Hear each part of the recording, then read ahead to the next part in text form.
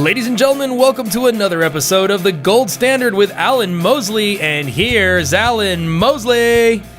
Have you noticed already in this short period of time that it's The Gold Standard with Alan Mosley, but we're no longer from beautiful Columbia, Tennessee, which we still are.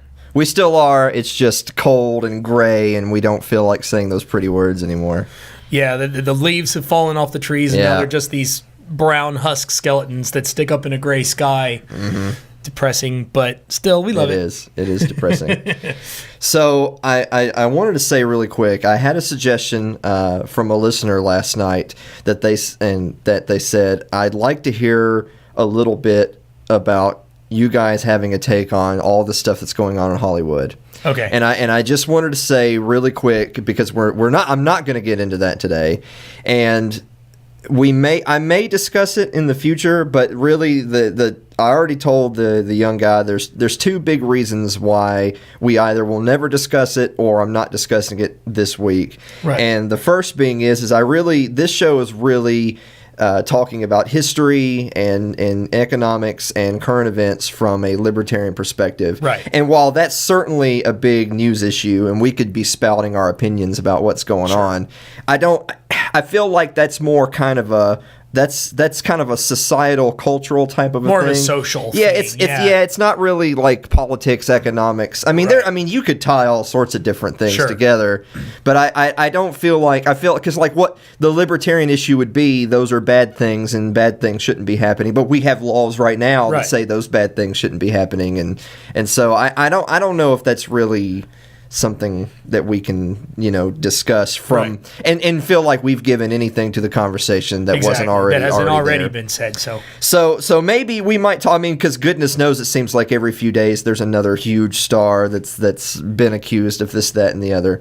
I guess the only thing that I'll say today, and we'll move on to what we have on the slate for today, is I'm a little bit concerned, because you hear about Judge Roy Moore, who's running in Alabama, and I mean, who are we up to? Kevin Spacey, Harvey Weinstein, Louis C.K. Man, Louis C.K. one actually rubbed me there, because I like. You know what's funny? I'd never heard of Louis C.K. until this happened. Who is that guy?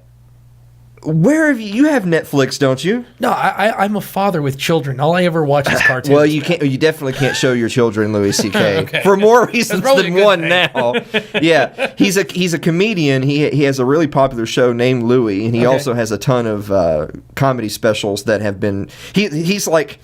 I hate the phrase, somebody's 15 minutes, right. because I always felt like when you said someone had 15 minutes of fame, that was like a one-hit wonder. That was like I happen to be in the shot of something else going on. Kind of like Men Without Hats. Yeah, so everyone says, oh, Alan, I saw you on news tonight. That's 15 minutes. Right. But with that said, he's kind of having his 15 minutes right now, in the sense of he's a really popular, really successful comedian right now. Okay. And it kind of reminds me of like the Seinfeld thing, where if you're a stand-up comedian and you do a few specials and they sell well, and then you get a show on TV that you're writing or directing or starring in, that's the big time for a comedian, isn't it? Yeah. That's like they've made, Yeah. So that's where the Arsenio Hall show. Yeah. Remember that? Old school. Yeah. That just shows my age. Right? I wish we need the Obi-Wan Kenobi meme of Arsenio Hall. Now that's a name I haven't heard in a long time. But no, Louis, I like Louis C.K.'s material. It's disappointing to see.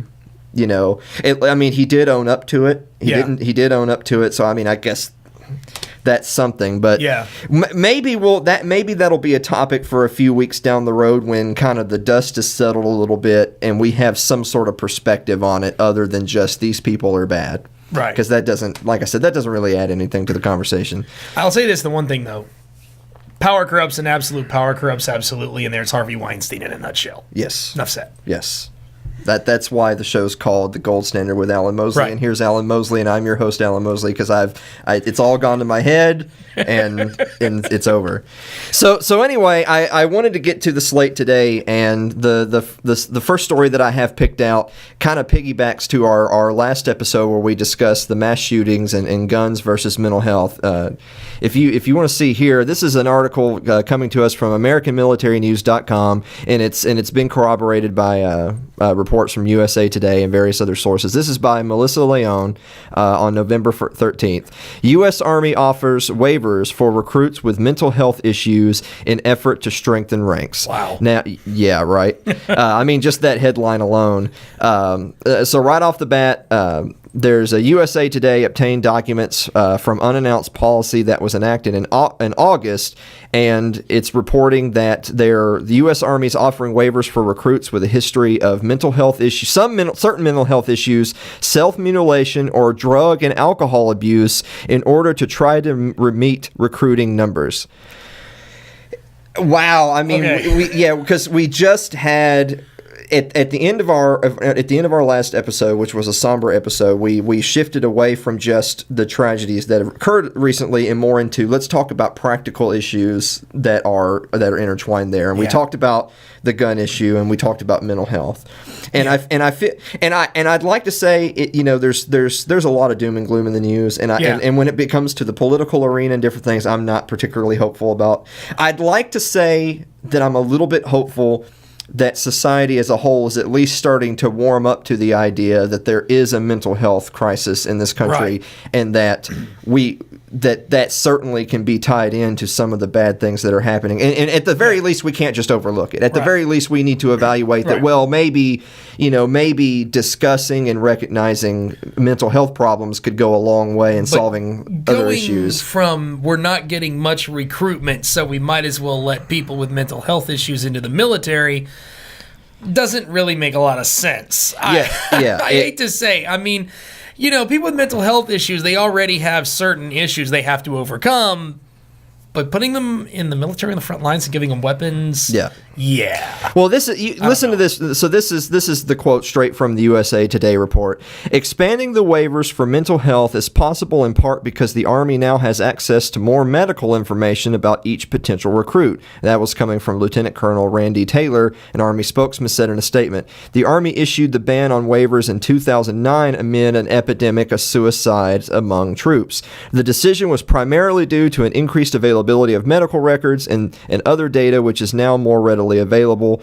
That seems to me like Politico speak for we have more data and we've decided that we're going to move the goalposts a little bit to what's going to be acceptable or not acceptable. And yeah, you're right. Is that, and it's funny that even in that article they referenced that they had poo-pooed that idea at one point, because you have talking about a mental health crisis, you also have a crisis with veteran suicides. Right. We can pull up the data and do a whole episode on just that. Sure. On just that, but we do have a serious crisis with suicides amongst veterans of the U.S. military, and so. The fact that we are recognized, I mean, in his own report, so we're recognizing that there is an issue with mental health. We're recognizing that there's an issue with suicides among veterans for the things that they're exposed to, the things that they see and do. And then we're also having this open dialogue in the country about mental health and about the mentally unstable having access to firearms and that sort of thing, and then to say, but we really need to get 80,000 more recruits by September, so let's just open the floodgates to the military. I just, one would think, I mean, I'm not the PR person or a policy maker for the United States military, but one would think that with what's going on in the media, what's going on in the country with mass shootings and violence and mental health, one would think at the very least you would put a big hard stop on that program for now until we can do a little bit more study to ascertain, well, at the very least, we need to know some kind of an idea of where these mental health issues are originating from. Right. And at the very most, we need to understand that maybe people with a history of mental illness are not the people that you want to be giving combat training and especially with all the things that have been going on in the news right now. With a lot of these mass shootings being related directly to, people who are very mentally unstable. I don't know. Yeah, so like I said, I wanted to start off with that today because that ties into our last episode, and you're right. How many times do we see, in the news, that the perpetrator of this crime or that crime, that they were wearing fatigues, they clearly knew what they were doing, and then it turns out the gentleman from that was the perpetrator in the Texas shooting, right? He was in the Air Force. He was in the Air Force. Yeah, he was, and he had been dishonorably discharged.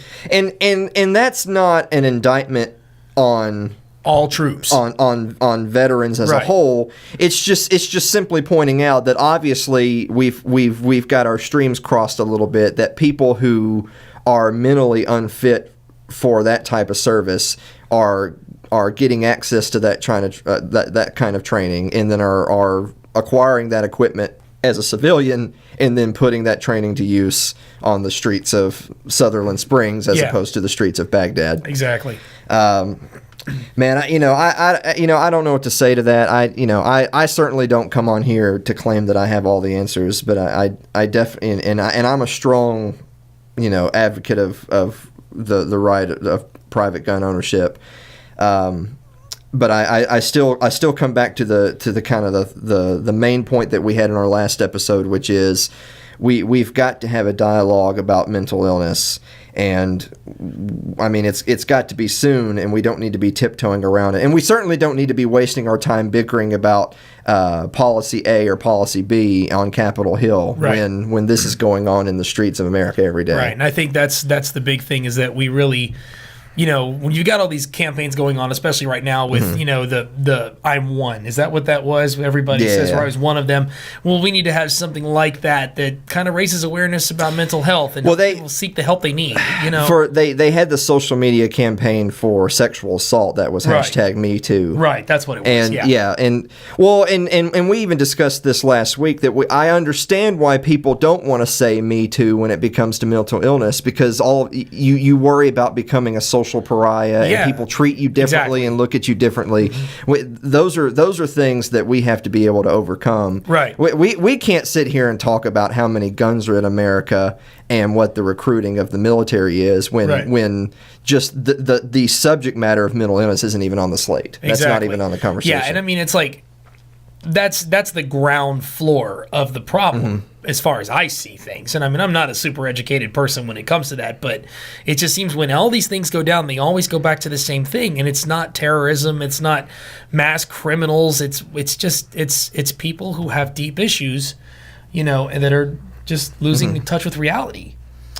Speaking, we need to have really cool segues. Speaking of deep issues, next story I wanted to touch on really briefly. It's I've seen this floating around Facebook and Reddit and different places. There was an op-ed in the New York Times by I'm not going to even pronounce that name, Ikao Inyanka. Good luck, dude. Yeah, by November 11th. And the title of it was, "Can My Children Be Friends with White People?" Boy, you already see where this is going. Wow. So this person is a parent. Their oldest son is a 4-year-old, and in this article, they right off the bat, in the very beginning, you say, "But even a child's joy is not immune to this ominous political period. The summer's images of violence in Charlottesville prompted an array of questions. Some people hate others because they're different, I offer lamely. A childish but distinct panic enters his voice. But I'm not different." I've already seen people memeing this into legendary status if they're putting this op-ed next to a picture of Martin Luther King talking about he dreamed of a day that little white children and little black children would be able to play together. Right. But the gist of this op-ed, and anybody can Google and look this up, is basically the writer is saying, and the writer is African American. The writer is saying that because of all the systemic issues in politics and in the judicial system in the United States, because of this supposed just rampant racism across all levels of state and federal government and small town USA, that they genuinely are concerned that they cannot teach their young children to go and befriend white people or white children or so on and so forth. Well, first of all, that's just the most racist propaganda nonsense I've ever heard in my life. Turn it around the other way. Exactly. I mean everybody will always kind of go for the low-hanging fruit, which is, can you imagine if you or I wrote an op-ed, and first of all, the New York Times would never publish it. They would never publish it, but just for the sake of readership, can you imagine a paper as big as the New York Times publishing an op-ed by Alan Mosley that said, "Can I teach my children to befriend black people?" And not saying that as a rhetorical, well, of course, because everyone's lovely, but actually know of I really don't know because things are tough out there and I can't trust people. I would be professionally ruined. I would be raked across the coals, and rightfully so. Yeah, and rightfully so. Yeah. For having that kind of an attitude. So why doesn't this individual deserve that level of scorn for asking a similar question? Well, here I pulled it up too. Here's a line that I particularly like is, "Let me assure you that my heartbreak dwarfs my anger. I grew up in a classic Midwestern college town. With all of its American faults, it was a diverse and happy childhood kind of place, slightly dull in the way that parents wish for their children. If race showed in class lines, school cliques, and being pulled over more often, our little Americana lacked the deep racial tension and mistrust that seems so hard to escape now." The reason I wanted to bring that up is, can anyone honestly... And maybe my perspective isn't the best one. I'm 32 years old, and I was born in 1985. I went. I haven't gone through integration, and I didn't go through the 50s and 60s and race riots and I wasn't there. Right. But I would challenge you to find many people who are in their 50s, 60s, 70s, 80s, people who are old enough to have been in the World War II period to today, and tell them, do you think that America is better for a black American today or in 1942? Or do you think that there is more racial hostility in the Deep South today or in the 50s? I just have a hard time accepting this narrative that, well, we have such racial divide and division in 2017 that we literally have to, segregate our children from other races because they can't be trusted.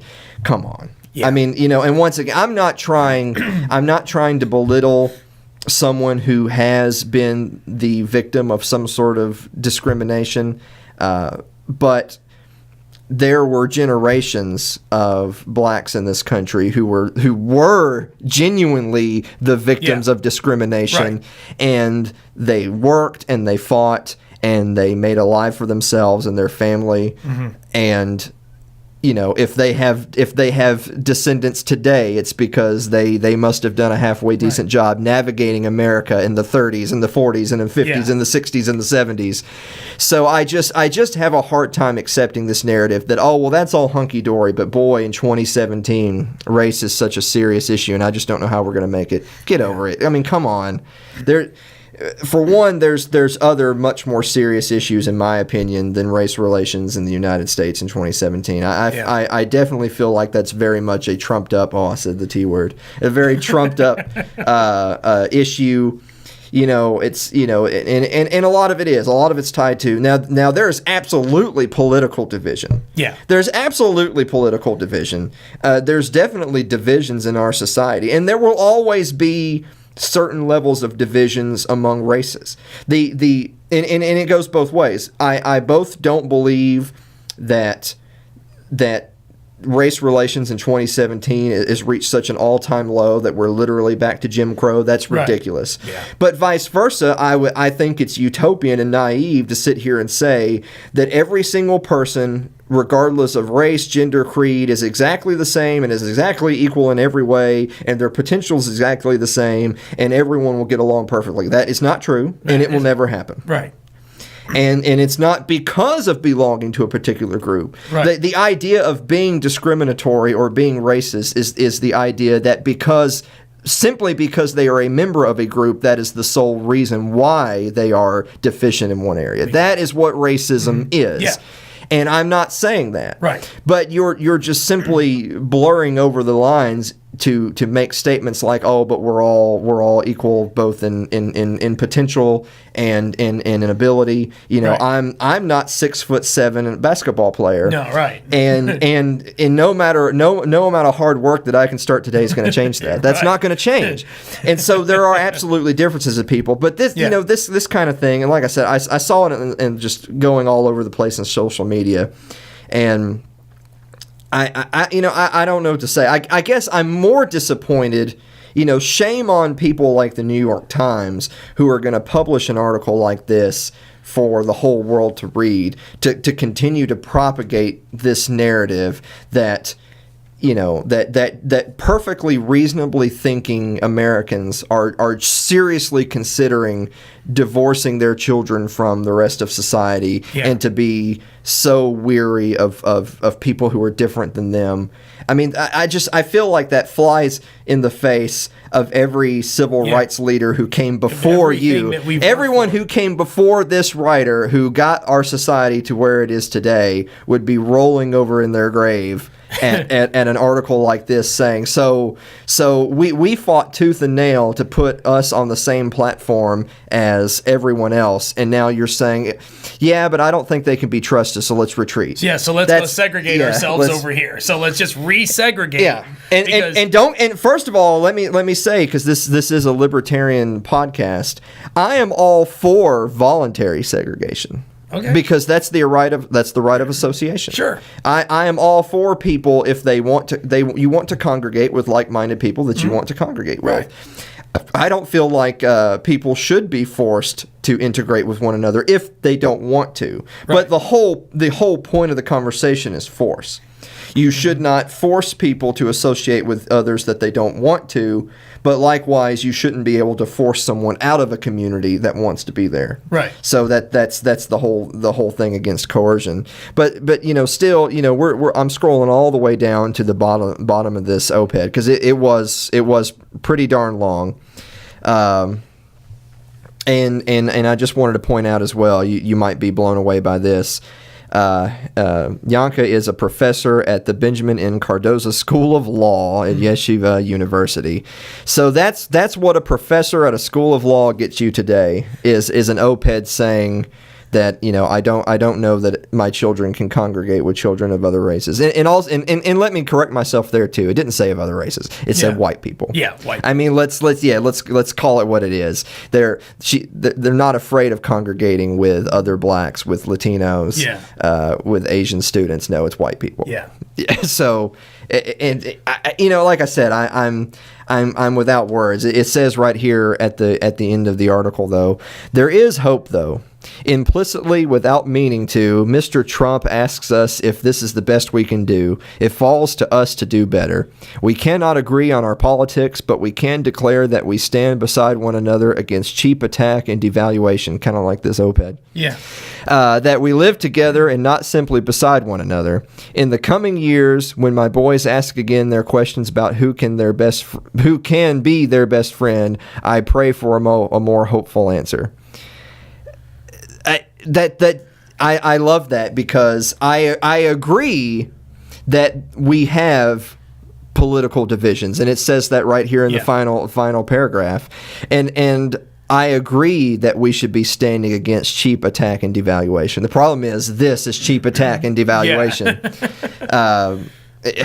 Wow, I mean, it defeats within its own purpose the very core of what she's saying. So it's, exactly. Wow.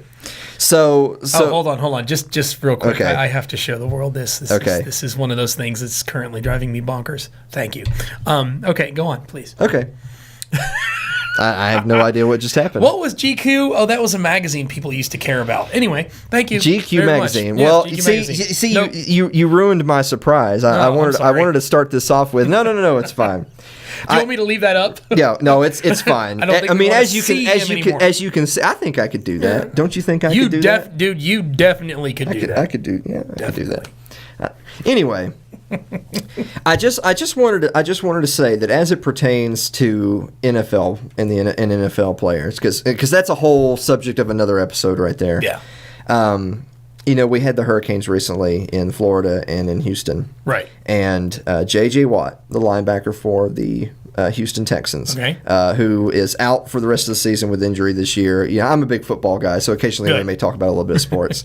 I like J.J. Watt. He's a great player. But the reason I bring him up is that after the flooding in Houston, he put together some fundraisers. A lot of big names, other NFL players and coaches had donated to his cause because he wanted to raise money for hurricane relief. Mm-hmm. I think it all told, it ended up being something like $37 million was raised for relief in Houston by a player for the Houston Texans. Yeah. So that's a guy who's he's not just collecting a paycheck for him. He's genuinely invested in the community that he now calls home. Yeah.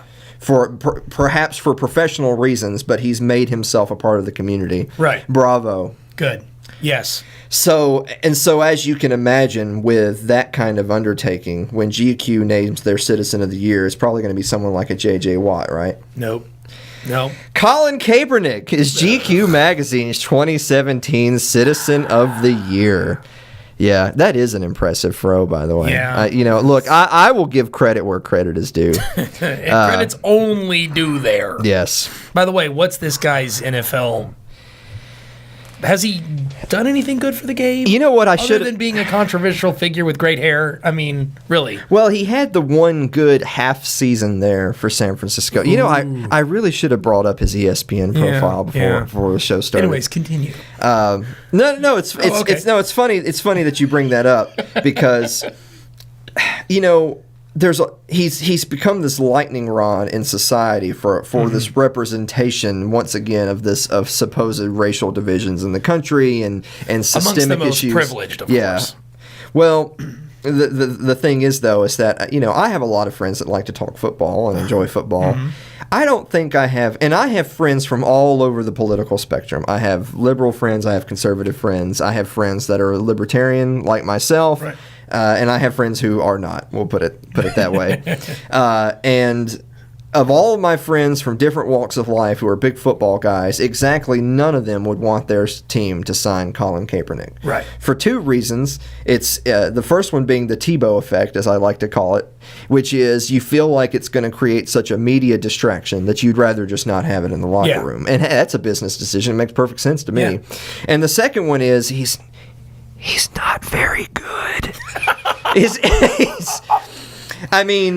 But he had to do this whole political thing just to make up for the fact that he sucks as a ball player. Maybe that's what it's all about. Like I said, he when he first came into the league and got a chance to start over Alex Smith in San Francisco, he had a solid season there. San Francisco went to the playoffs, had a pretty decent run. But it was kind of like a season and a half wonder there, where really the rug was kind of pulled out from underneath him. He what do they call it? Hitting that sophomore slump, or whatever you want to call it. Yeah. He kind of hit that wall in production, and it's not like he went from being the third best quarterback in the league to the fourth best quarterback in the league. He went from being maybe like the 10th or 12th best quarterback in the league over like a 6-month period of time to like 35th. So you're saying not as good as any of the starters and not even as good as a few of the better backups. Right. Well, if I can sign a backup who does have starting experience, who might even play for less, who is not going to bring an entire camera crew into the locker room every week, that's who I'm going to have. Yep. So there are lots of professional reasons why Colin Kaepernick is not on an NFL roster right now. That's right. He may end up on one again. I don't know. Yeah. It is a business decision, and at the end of the day, if there's teams hurting enough for quarterbacks, maybe he'll get another shot. But I just can't help but think I know that people will accuse me of racism because they'll say, "Oh, you're just trying to." What you're saying is they're being too uppity. That's what you're saying, right, Alan? Because you're a racist. I don't think so. No, what I'm saying is that anybody in any professional career, not just professional football, would know that if you're being very vocal and you're being a distraction in the workplace and you're not exactly the most valuable piece of the team, right, you can be replaced. Yeah. that goes for anyone, anywhere. So I don't know why things are different for him. But so GQ magazine, 2017 Citizen of the Year. Much has changed in the 4 years since Colin Kaepernick was last on the cover of GQ. Back then, he was a rippling superhero of a quarterback on the rise. What? Wow. God, I wish I was a rippling superhero of anything. I could be of a podcaster on the rise. Gosh. Are you a rippling superhero of a... No, but ripple sounds like a way to describe cereal. I don't know.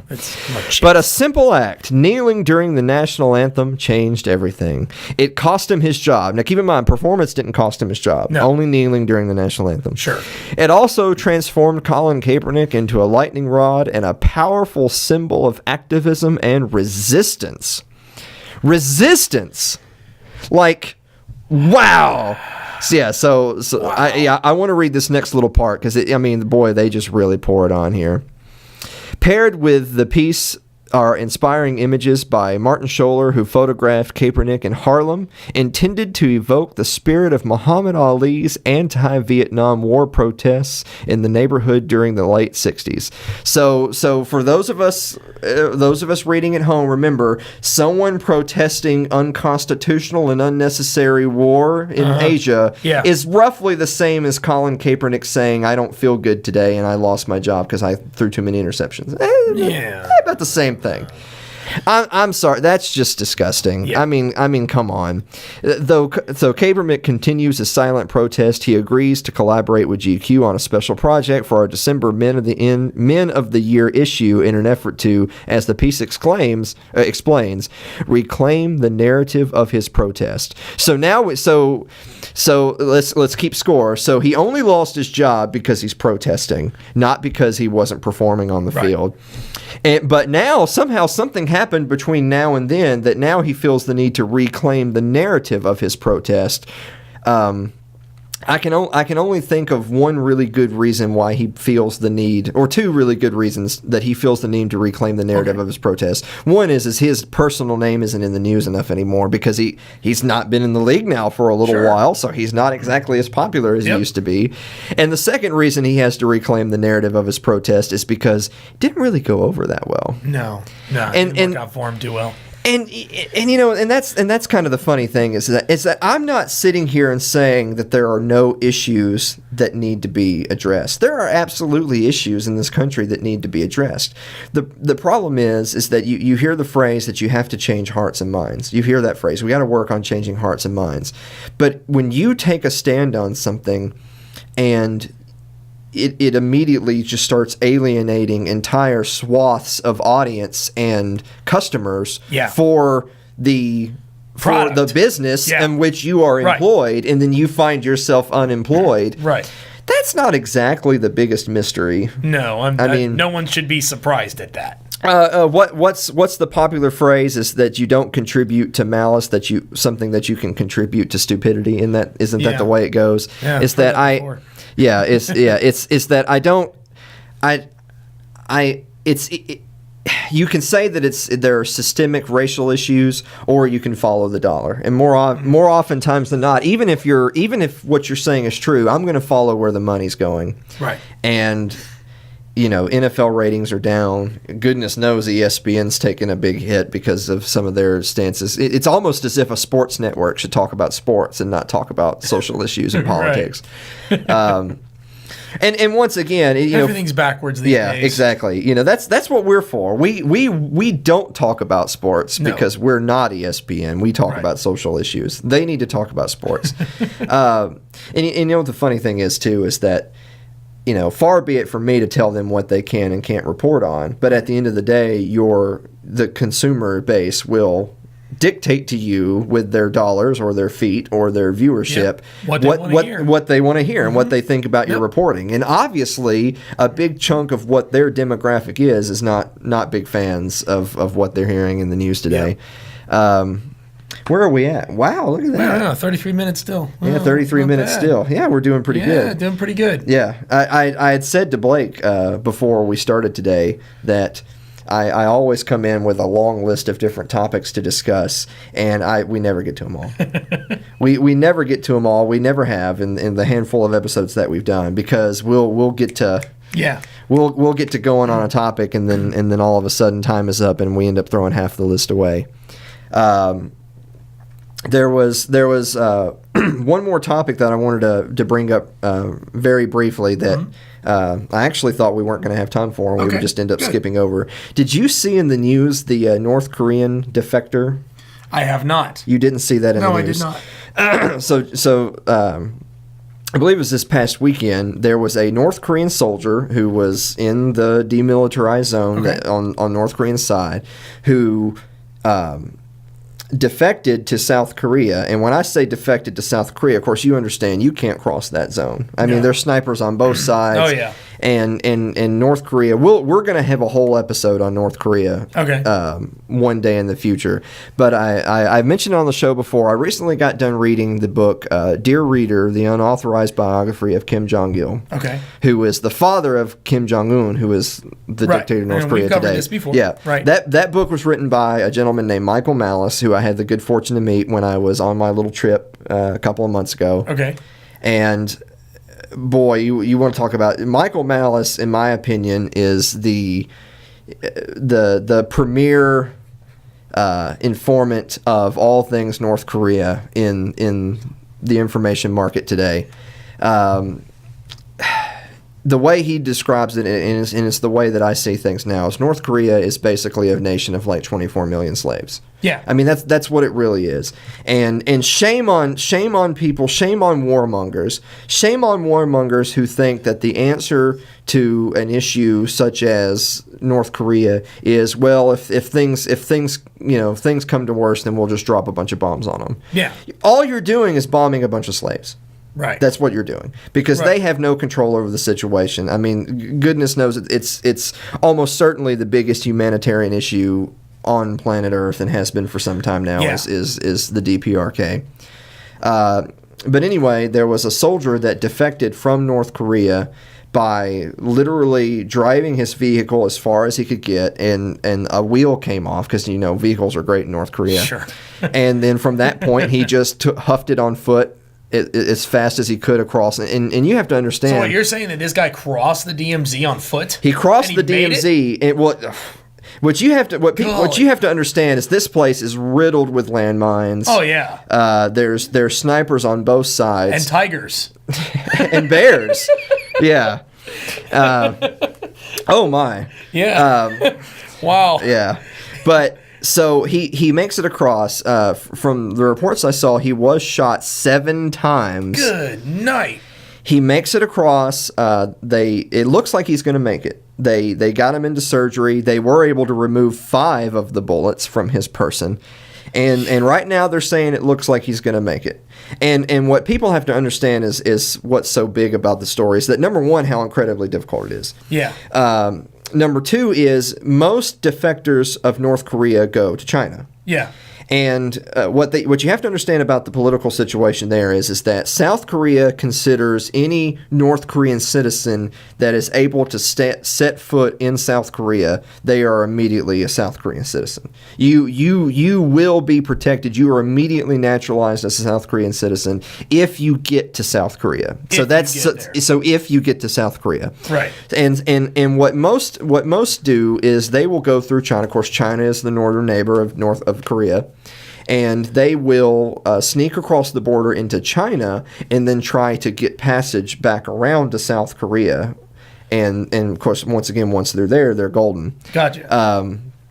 But, of course, this presents a lot of problems. The first being, of course, there's border guards everywhere. Right. And so you're basically what you're saying is I have to bribe the border guard to allow me to cross into China, and then I have to be able to book passage to South Korea. The North Koreans have been isolated and in such a sad state of affairs for so long now. You hear the stories about their languages breaking down, that now modern young South Korean and a modern young North Korean would have a hard time communicating because their language is starting to divert. From each other. Wow.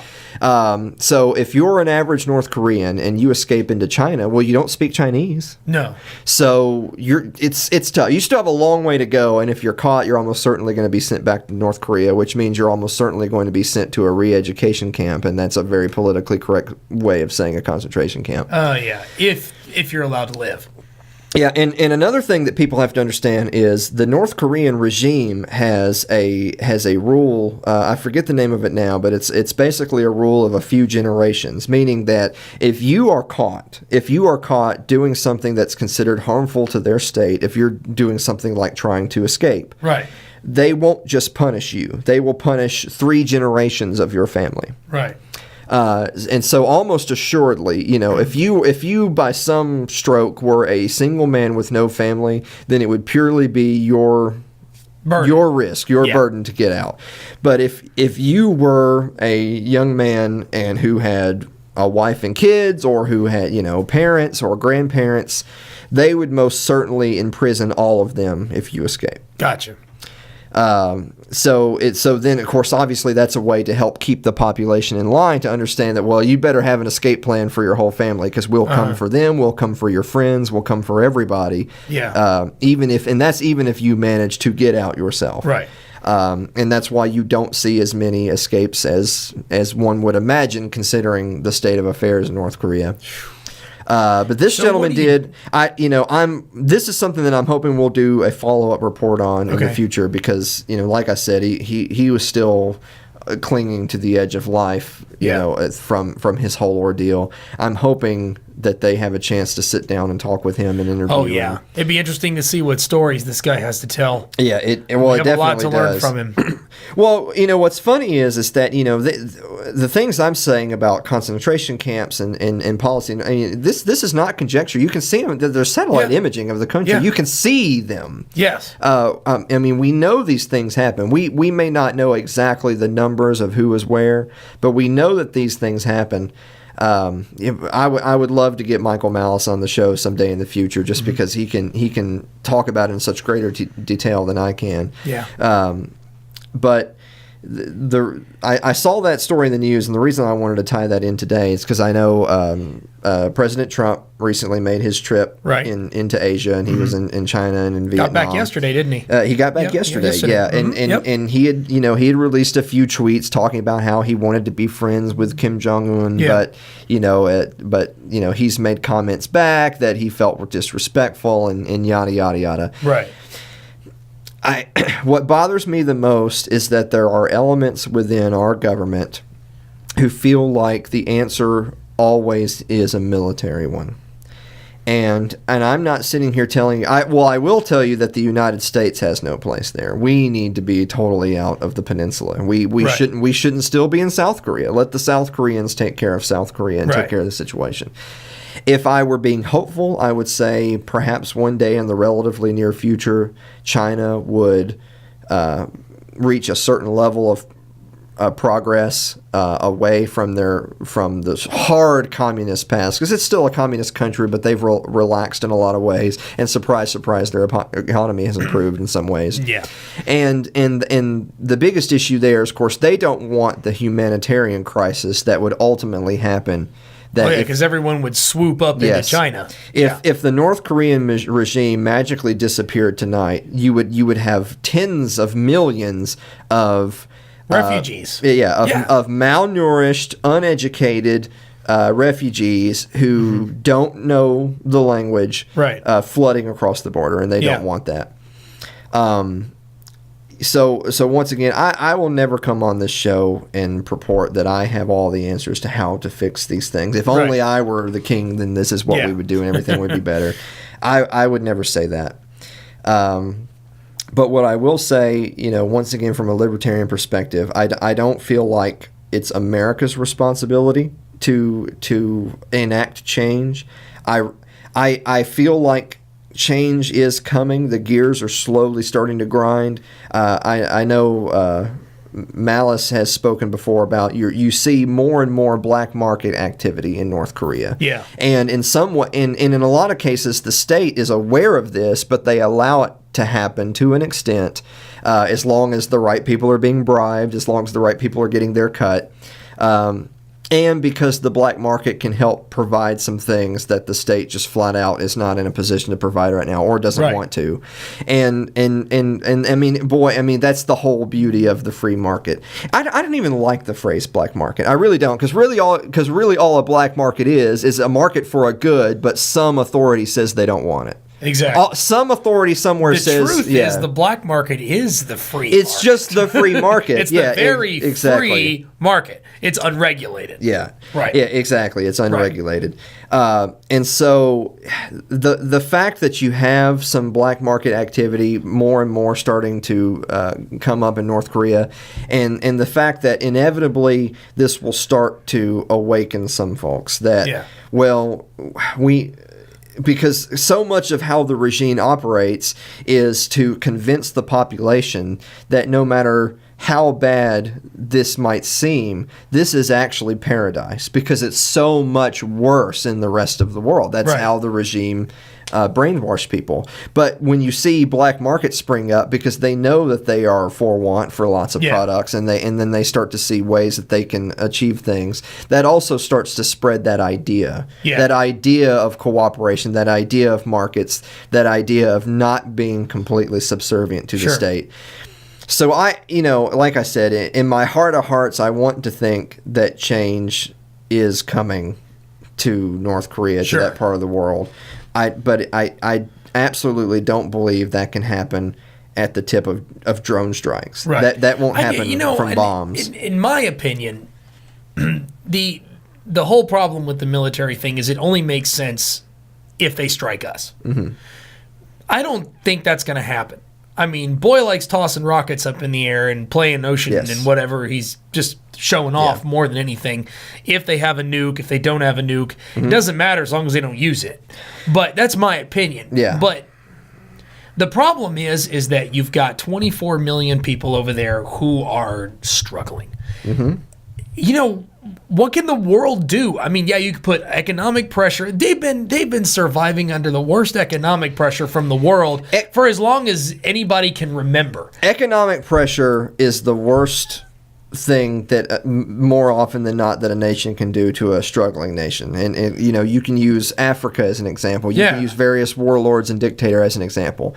When you put, or you can use Russia as an example. Sure. When you put, or Iran, when you put economic sanctions on a regime, the regime will be fine. Yeah. Who's going to be hurt by those economic sanctions? The regular people will be hurt by those economic sanctions. Yeah.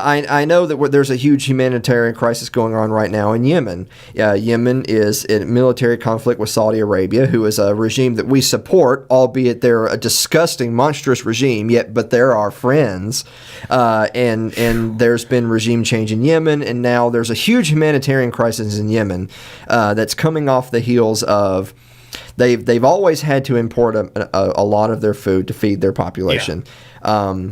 They were convinced to grow certain crops that would not feed their population, but they now can't get those items on the global market to get money because there's sanctions. Right. And there's blockades. So food's not coming in and they're not growing it and they can't make money by getting their goods onto the market. So what does that mean? Starvation. Yeah. I mean, and it happens fast.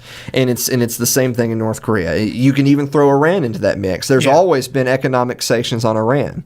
Can you tell me the last time Iran shot a cruise missile into Israel or Saudi Arabia or Turkey or us or anyone else? I don't think they ever have. They haven't. They haven't. And so once again, you have economic sanctions on a country because of what warmongers in our country say they might or could do, but never have actually done. Right. Imagine the economic sanctions we deserve for the things that we've done. Huh. It reminds me of the old quote by Milton Friedman. People always argue about getting what they deserve. Well, maybe it's a good thing we don't get what we deserve. Yeah. So I want to one day in the future do a whole episode where we discuss nothing but North Korea. Right. But like I said, what I'm afraid, I really hope the guy makes it. I really hope he does. I really hope they're able to talk to him. But what I'm afraid is ultimately going to happen is that everyone that guy ever knew or loved is now gone because of what he did. Right. And far be it for me to say what the right or wrong thing is to do. They're in an impossible situation. Yeah. But I'm glad you brought up the point about economic pressure. Yeah. Because we've applied economic pressure to regimes of various countries all over the world. What if the opposite was used, though? What if instead of taking things away, we dangle the golden carrot and say, look, if you guys are willing to do this, all of these nations are going to put this on the table for you. You want that? We're going to give you X if you're willing to give us Y. Well, I mean, the first thing I would say is that why are we giving anyone anything? We can. I am absolutely always in favor of trade with other nations. Sure. The old phrase, Jefferson quote: "Trade with all nations, alliances with none." Can we have trade with foreign nations that we differ with ideologically? Of course. Yeah. We already can. do. We already do. Clearly. Of course we can. You have to believe that the market, when able to work without regulation, can thrive and can help the global community thrive as well. I'm all for trade. I'm not for handouts. I'm not for giving anyone anything, because once you start first of all, when you give the random warlord in Central Africa some aid, some food, you say, well, you've got people who are starving, so we'll give you food. Who do you think gets the food? The warlord and his soldier gets the food. Right. The people don't. Right. So anything that we give anyone, we can't turn around and say, but you only get to use it for X, Y, and Z. Once the air package is dropped in, they're going to do with it whatever they want. Yeah, that's true. So I don't believe in the philosophy of giving much of anything, because unless it's humanitarian aid that's being openly accepted by an ally of ours. But even then, I don't believe in handouts, because ultimately that's our taxpayers' blood and treasure. We're giving our taxpayers' money away in the form of aid to another country, and so the idea that you would take out of the pockets of Americans to give to a dictator in, for instance, a North Korea, in the hopes that, well, maybe he'll soften his stance on X, Y, and Z. That's not going to happen. That's unrealistic. So I like I said, I'm not saying I have the answers. Right. But I am saying I'm hopeful that change will come. I know that it's terrible. All we can, I tend to focus more often than not on domestic policy. If I discuss foreign policy at all, it's only to end the wars and bring our troops home. As far as diplomacy with other nations, I feel like it's really simple. You have commerce with other nations, and that's the end of it.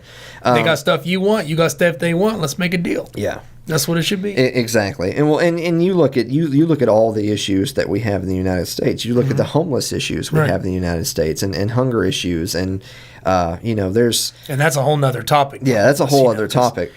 How can we even begin to talk about giving aid to dictators in other countries in the hopes that they'll help their people when, brother, we're broadcasting here from southern Middle Tennessee. There's places around here. There's places in eastern Kentucky and up here in the hills there's people that are bad off. Yeah. That are really struggling. I just don't know. First of all, taxation is theft, and we shouldn't be taking out of anyone's wallets by force. But then to turn around to have taken people's money out of their pockets and to see other Americans suffering and think, yeah, but boy, if we could just get Kim Jong-un to do this, maybe we'll ship him some food. No, are you kidding me? Are you absolutely kidding me? So I feel like that's about all we have for this episode here today. A quick recap, just going back to where we started. Yeah. We still have a mental health crisis in this country. We do. It's something that we need to discuss. As it pertains to race relations, the last thing that we need to do is to tell people to not communicate with one another and to not befriend one another. When it comes to who the Citizen of the Year is, I could give you a long list of names that I think would be not a bad idea for Citizen of the Year. But not. Colin Kaepernick is not at the top. No.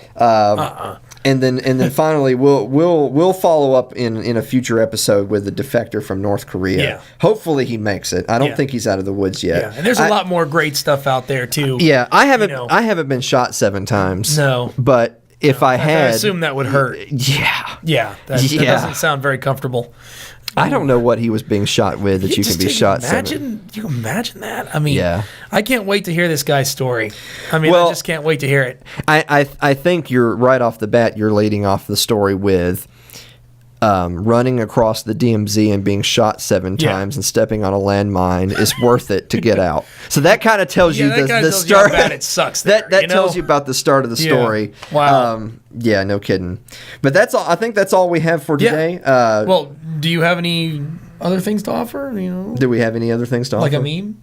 A meme? Were you going to show us a meme? No, that's next episode. That's next episode. Next week. Yeah. Okay. So next episode, we're starting our meme of the week. We're starting a new segment called Meme of the Week. Yes, absolutely. And we're going to offer some little tidbit from the interwebs. Some little tidbit. Some sort of ridiculous humor that gets us and has a message of some kind, and that'll be really interesting. So, you know what? Real quick, because I know we have just another minute or two. Yeah. I apologize. Okay. This is totally my fault. Okay. What did you do? So rewind all the way back to the beginning of the episode. Okay, very back. I said that, maybe we'll talk about everything going on in Hollywood one day, but I don't really have a position right now from a libertarian perspective, so I would put the hold on that. Okay. What do you think? What do I think about what's going on What in does Hollywood? Blake Osborne think about some of the issues we've discussed today?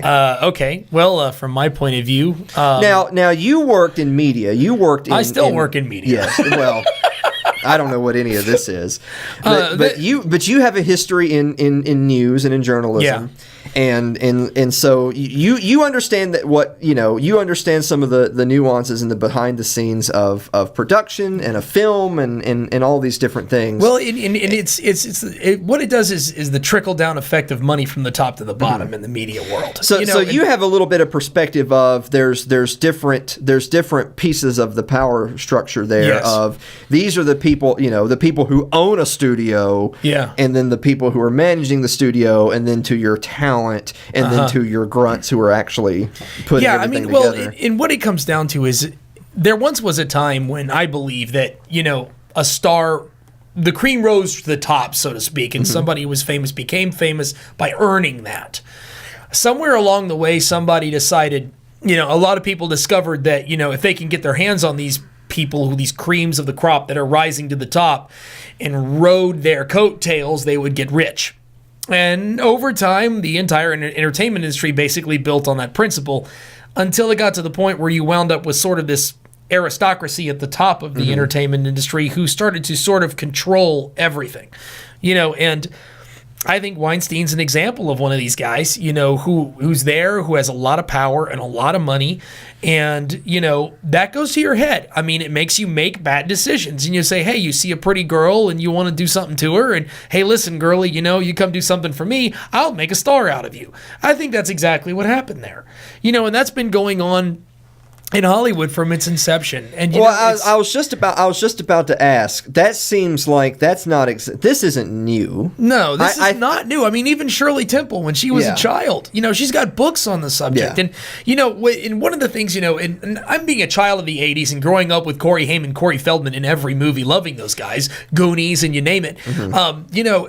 Those two guys had it bad, man. I mean, they were treated and tortured as young men, and as a young man myself, I couldn't imagine dealing with those things. And I know that Corey Feldman was scarred for life and never was really able to recover from that. Is just now feeling strong enough to really come forward and name his Well, what really gets me about Corey Feldman is that he some years ago began to broach that conversation, and he was silenced. He was laughed off the stage. People said he's crazy. You're crazy. You're a drug addict. That's the drugs talking. He doesn't know what he's talking about. And the truth is, he did, but no one would listen. But now the good news is, because of this fall from the top these guys are having because of the way they've been treating people like Weinstein and the like,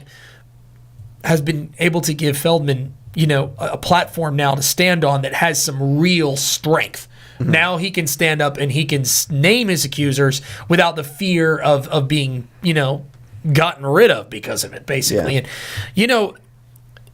fame is fame is one of those things that's bestowed upon you by other people.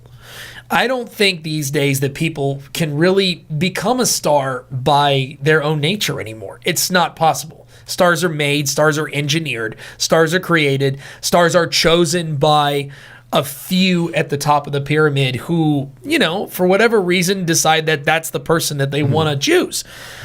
You're not going to get famous the old way. You're not going to make it in the music business or in the movie business simply by being great anymore. You have to be chosen. And sadly, that's just the way it is. But thank God for YouTube. Thank God for this and us having the ability to choose to make our own destiny and not having the only avenue out to being able to speak our voices be through the control of them. Well, that's a perfect tie-in to the end of our episode here, because thanks to the internet and thanks to all the technology that we have today, it's so much more possible for individuals and for talented people to pursue their dreams without the blessings of people like a Harvey Weinstein. Right.